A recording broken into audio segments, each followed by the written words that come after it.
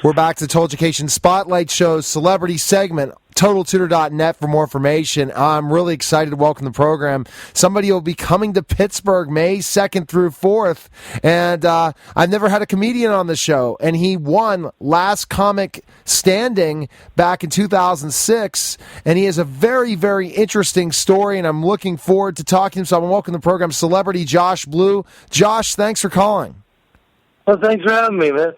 All right, so Josh, I guess that the story of you going to winning Last Comic Standing, it was a process to becoming a successful comedian. So tell me how it basically started when you wanted to decide that, hey, I want to be a comedian. Yeah, I mean, I started in college, and obviously I'd like to mention this early in the radio interview that I have cerebral palsy. Otherwise, your listeners are just sitting at home going, man, this guy is wasted. But throughout my whole life, people told me I was funny, and basically, I started doing open mic nights in college, and it was all downhill from there, really. Wow, so it's very, very interesting. So to be able to overcome that at an early age, let's go to school, if you don't mind, Josh, and specifically growing up at school, having CP and be able to handle things and handle kids and handle certain situations, I guess comedy was the way to kind of break the ice, wasn't it? Yeah, I mean, it's definitely a great way to get people on your side. As you know, kids can be very cruel, but I was a kid, so I could be cruel back, That's the great thing about comedy is that it's such a release of tension, when, I'm obviously moved differently than other people, but it doesn't mean that my brain doesn't fire off just as fast, if not faster, and it definitely was a great defense mechanism growing up, and still to this day, And I've weaseled my way out of a lot of trouble being funny. So where would you say that you got that funniness from? Do you have some favorite comedians growing up? Yeah, I mean, obviously, when you're younger, it was like Bill Cosby was the first, and then as I got older, Richard Pryor and Eddie Murphy were just huge influences, and I don't know if you know who Mitch Hedberg was, but he's a huge influence on my career as well. And what did your parents think of the fact that you wanted to be a comedian? Because I know that they sheltered you in certain things in life and dealt with certain things in life based on your disability, but you were able to overcome that. And I tell you, that's a great story, and I'm sure that's where we're going to get to the whole Last Comic Standing, because you're a true witness in so many ways for children and adults with CP that they can become successful. Yeah, my parents, they're always going to be a little disappointed. They wanted me to be a brain surgeon, but no, I'm just kidding. No, they're super supportive. My mom told me at a young age that she always thought that I was going to do something in entertainment, and just the fact that I've been able to talk about my disability and put them in the limelight, and help educate people about disability. That's the thing about my show is, whether you know it or not, when you leave my show, obviously you leave entertained, but you also leave with a different perspective of disability and disabled people. And usually you're more afraid of us. But well, I'm hoping I get to see you in Pittsburgh, so I'll definitely reach out to your publicist and say, hey, I'm right in Pittsburgh. We'll bring a crew of people to cheer you on and listen. I've not been to I don't think I've ever been to a comedian, a comic show, so it'll be quite interesting. And I think, wow. It's just something, I guess, I don't know, it's something that'll be cool to experience. I've been in sporting events, all different things. But Josh, okay, so you were, growing up, you were a comedian. You were doing these things. Then you said, I'm going to do Last Comic Standing. I'm sure that your friends and relatives are like, are you crazy? Right? I'm sure they were thinking, really? Yeah, I actually auditioned twice. I went, the year before I won, I went to Chicago, and, the whole process of waiting in line. Yes. 6 hours, and it was like negative 15 below, and it was insane. And then I get in there, barely thought out, and you get 2 minutes, and I got up there, I was about a minute through the thing, and they're like, thank you, next.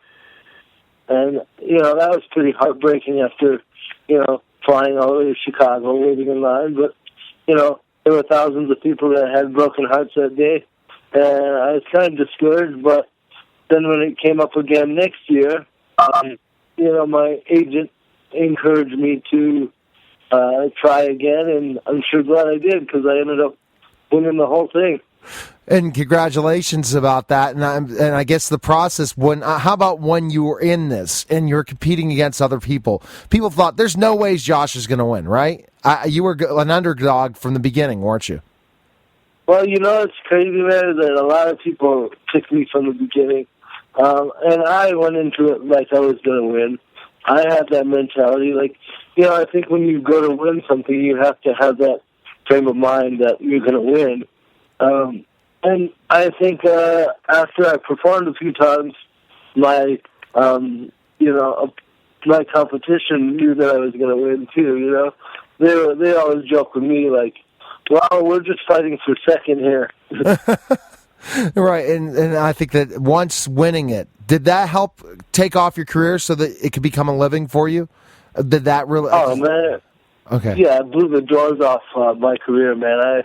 I work, 200 plus shows a year. Wow. Okay. Travel all over the world doing comedy, and it's an amazing ride. And again, it goes back to what's really cool is it helps educate people about disability without beating you over the head with it. And, you don't feel bad for me. You just kind of get my perspective.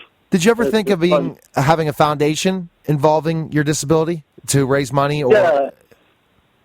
Yeah, awareness, and I'm definitely working on that now.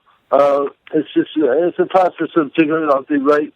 There are so many foundations out there; it's hard to not step on someone else's toes. Right, so I would love to help you. My business partner who could not make the interview today, Simply G from simplyg.com. His name's GJ Reynolds, and he's the playful and powerful warrior, but he also is part of Mission G. It's a foundation helping others. So we need to maybe get on a call at one point in time and talk about a process, figuring out because as an entrepreneur, he knows about starting a foundation and figuring out, because Josh, you would be a tremendous bring awareness to any disability. I think that finding an organization that highlights all disabilities, what a perfect situation because of what you were able to overcome. So I think we'll definitely have to reach out in that way and see how he can help you. And we'll keep that, maybe when we meet in May in Pittsburgh, we can have that dialogue. Yeah, that'd be great. You should come out. Definitely come to the show, but bring your business partner and we'll figure it out. Oh, absolutely. We'll try to do that. If worst case scenario, we'll get on a call. He's out in L.A., so I'm sure you travel all over the place. So we'll definitely do it. I understand that we're going to talk a little bit about Ron White's Salute to the Troops, but you've been on a lot of big-time comedy things. You have to educate me because I have no idea. What are the big gigs like for TV and stuff? Have you worked with some really big-time comics since winning the last Comic Standing? Yeah, man. The doors, like I said, the doors flew off my career. I've gotten to work with a lot of my idols. I just did that Ron White Salute to the Troops. And, that was a whole all-star lineup there. It was a bunch of my favorite comics were on the bill with me. And, that's always a trip when you realize that you're on the bill with your favorite comics. Like, oh, man, this is a big deal. And the fact that it was... supporting the troops and wounded warriors, and I just think it's so cool that I'm able to help any way I can, because obviously I'm not going to war. You don't want me on the... And I think that it's felt really good, and I think that's what's motivating you now to say, I need to start a foundation at one point in time because of what I was able to do helping raise money for the troops. You want to continue to do this, right? You say, this is something, I'm traveling 200 days a year, but I want to do something that really is going to transform people's lives. I also have a family and two kids here, and, that having kids made me realize the importance of education and creating awareness of disability. And I don't, even to this day, I still deal with bullies and people making fun of me. But, that's what's great about my position is I'm actually in a spot in my life where I'm able to stand up for myself and other people that aren't necessarily able to, let it run off their back like I am. If you make fun of me, I just laugh at it and take it to the stage, But other people aren't so fortunate to have that sort of frame of mind. And for raising money for the troops, you learned a lot about specifically that foundation and what they do with Wounded Warriors. It's tremendous, isn't it? Yeah, it's spectacular, and it's so needed. And you know what I found, too, is when you perform for troops, they're the most receptive audience you can have. They're just so grateful that you're donating your time and you're taking time. Because what they do is, you can't repay that in any other way, you know what I mean? That's a big sacrifice you're doing, and if I can bring a little humor into their day-to-day life, and that feels really good. Well, it sounds like it feels good and makes you very, very happy. I have a couple other questions about comedy, and then I want to go about what your plans are in this career of yours.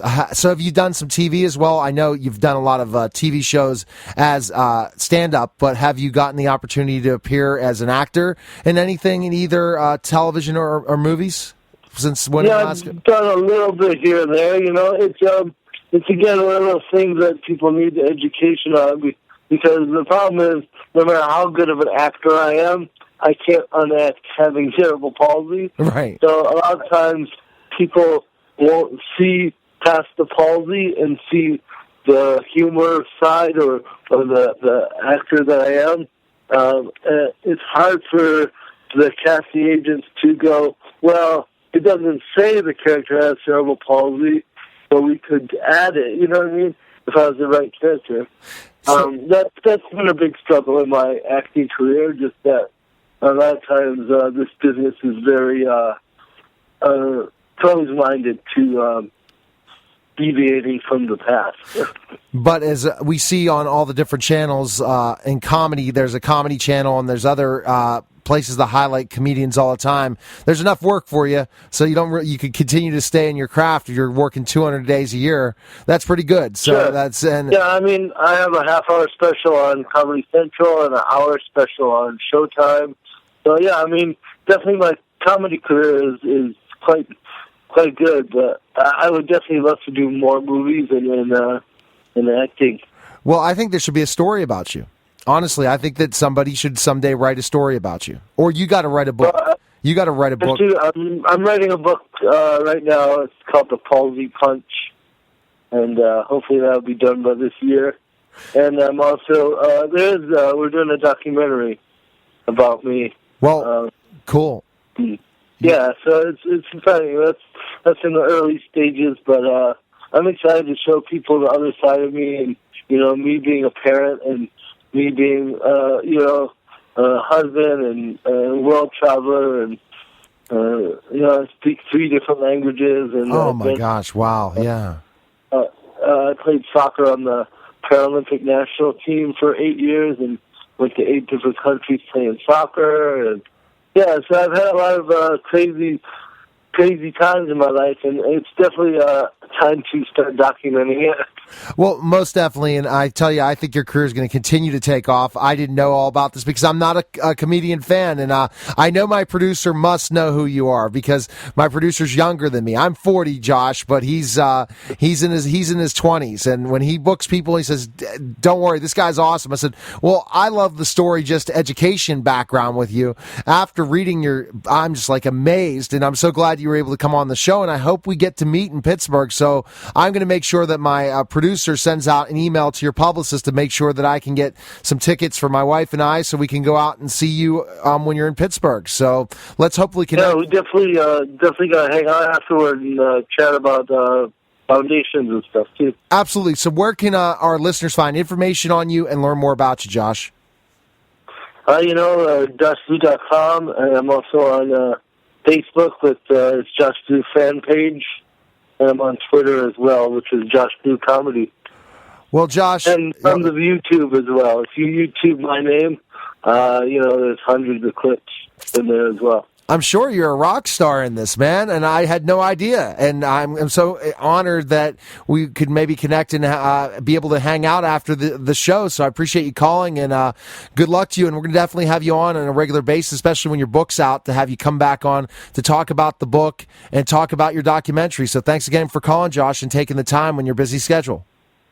My pleasure. I'll see you in Pittsburgh. All right, see you in Pittsburgh, Josh. Take care. Okay, bye-bye. Bye. All right, you're listening to the Total Education Spotlight Show, powered by the celebrity segment Beach Lifestyle, and we'll be back in just a moment. SimplyG.com also.